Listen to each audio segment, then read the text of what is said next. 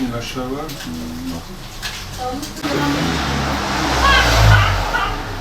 Bana söyleyeyim mi? Şimdi malum tabii ki kış ayları artık geldi. Dolayısıyla bazı öksürük vakaları, işte böyle geçmeyen öksürükler, soğuk algınlıkları çok gündemde. Hele hele bu son dönemde böyle aylarca süren öksürükler gündemde ne yazık ki. Tabii bu kış çaylarının içerisinde bulunan şeyler çok önemli bu anlamda. Tabii ki böyle ana bizim olmazsa olmazlarımız var. Yani nedir? Kış aylarında zencefil mutlaka bu kış çaylarının içerisinde olmazsa olmazlardan bir tanesi. Zerdeçal ona keza. Havlican çok önemli bir bitki, bir kök. Bu zencefil, zerdeçal ve havlican üçlüsü direkt öksürüğe hedefli, öksürüğü kesme anlamında, soğuk algınlığını giderme anlamında, sökme anlamında hani çok etkili üç ürün. Tabii ki tarçınımız içerisinde mutlaka olacak. Onun yanında kuşburnu mutlaka olacak. Bu grup ıhlamur ve adaçayı.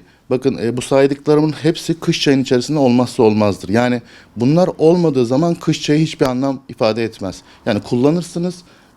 Kış çayları yapılmış kış çayları görüyoruz. Piyasada yapraklar içerisinde dolu ama bak bu bahsettiğim grup içerisinde olmadığı zaman hiçbir anlam ifade etmez. İçersiniz, tabii ki zarar asla yok ama alabileceğiniz faydayı da almanız mümkün olmuyor. Dolayısıyla bunlar içerisinde olmazsa olmazlar. Tabii ki kullanım şekilleri çok önemli. Bunları kök olan, yani sert köklü olan işte zencefil, işte zerdeçal, işte havlican, bunları suyu kaynattıktan sonra en azından kısık ateşte 3 dakikada beraber kaynatmamız gerekiyor. Ondan sonra kapatıyoruz. Bir 10 dakika demlemeye bırakıyoruz. Ondan sonra tüketiyoruz. Yani bu günde 2 olur, 3 kere olur. Bunları bu şekilde tüketmede hiçbir sakıncamız yok. Dediğim gibi tabii ki bu geçmeyen öksürük olaylarında mesela aylarca süren öksürükler var. Mutlaka akciğer hedefli yanında takviyeler almamız lazım kış çaylarının yanında. Bu nedir? Çam kozalağı pekmezleri var. Şurup şekli var. Bunlar bu çayların yanında takviye olarak alınabilir. Andız. Özellikle ben her zaman söylediğim benim andız pekmezidir. Yani çam kozalağından 2-3 tık üstte görüyorum onu. Her zaman söylerim. Bu andızın pekmezi inanılmaz bir mucize ürün. Yani direkt akciğer hedefli bir ürün. Öksürüğünüzü inanamayacağınız derecede maksimum bir hafta gibi sürede tamamen ortadan kaldırır. Bu kış çaylarıyla beraber kullandığınızda.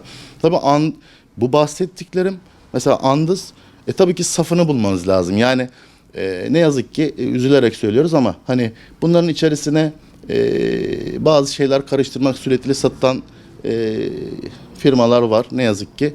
İşte onlara birazcık dikkat etmemiz gerekiyor. Andızın özellikle safını bulmamız gerekiyor. Andız buruk bir pekmezdir. Buradan ifade etmiş olayım. Asla tatlı bir pekmez değildir. Onu tadarak da anlayabilirsiniz. Beraber bu grubu kullandığınızda bu gibi sorunlardan tamamen kurtulmuş olacaksınız. Tabii ki tıptan destek mutlaka alın ama tıptan vermiş olduğu desteğin yanında da bu şekilde alternatiflerle bu sorunları tamamen ortadan kaldırmak mümkün. Evet, şimdi o da çok önemli bir konu. Yani şimdi aktarlarda bazı bilgi kirlilikleri olabiliyor. Dediğim gibi biraz önce bahsettiğim gibi içerisinde olmazsa olmazları belirleyip kendimiz de bir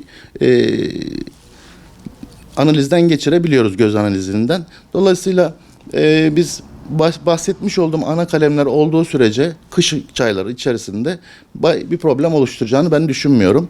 Ama baktığınız zaman mesela bir kış çayına veya bir aktarın size sunmuş olduğu kış çayına baktığınız zaman yani içerisinde bu bahsettiğim şeylerden hiçbir tane yoksa zaten bunu satın almasınlar. Hani onu eleyip başka bir şeye geçebilirler. Ama bu bahsettiğim şeylerle beraber içerisinde bulunduğu zaman paketi hazır paketse eğer veya bir aktar hazırlayıp kendi vermeye çalışıyorsa bu ürünler varsa hiçbir sıkıntı oluşturmaz. Rahatlıkla kullanabilirler. Tabii her zaman ifade ediyorum. Aktarlarda satılan bitkisel ürünler gerçekten tedavi edici ürünlerdir. Ancak doğru ürünü doğru yerde kullanmak lazım. Sizin de söylediğiniz gibi her aktar doğru ürünü verecek diye bir şey ne yazık ki yok. Ama biz güvendiğimiz, birazcık da geçmişi olan böyle aktarlardan alışveriş yaptığımız zaman mutlaka onlar doğru ürünleri verecektir. Doğru ürün doğru yerde kullanıldığı zaman Allah'ın izniyle tedavi ve şifa bulunur. Ama yanlış ürün yanlış yerde verildiği zaman da ne yazık ki hiçbir şey, kötü bir şey olmuyor bizim sektörde. Bir işe yaramamazlık oluyor, bir fayda görememezlik oluyor ama bir zarar asla olmaz. Ama tedavi olmak istiyorlarsa tıbbın yanında alternatif mutlaka bitkisel ürünlerden faydalanmalarını tavsiye ediyorum.